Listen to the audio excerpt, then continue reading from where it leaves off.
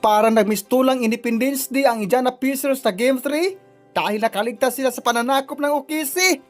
At malaking epekto ang ginanggapanan na tungkulin ni Mathurin, Ganman at Pascal Siakam upang pauwiin at paiyakin sa kanilang home court ang visiting team. Eto na ang ating nagbabagang Game 3 kaling sa oven, daig pa ang mainit na panisal. Indiana Pacers versus Ormoc City Thunder ay Indiana Pacers versus Oklahoma City Thunder pala. Well, dumadako na tayo sa first quarter Game 3 NBA Finals 2025 Oklahoma City Thunder versus Indiana Pacers. Unang pukol nakuha ng visiting team galing kay Pelicans.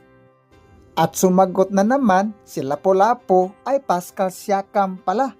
At maaga pa, back-to-back na ang kartada ni Pelicans galing kay Sniper sa World War II. Hindi na paawat si Pascal Piolo ay Pascal Siakam pala, isang fadeaway at na-shoot. At isang assist galing sa ating MVP na ipasok kay Pelicans. Under Desaya, ang mga mister ay nagwawalis pa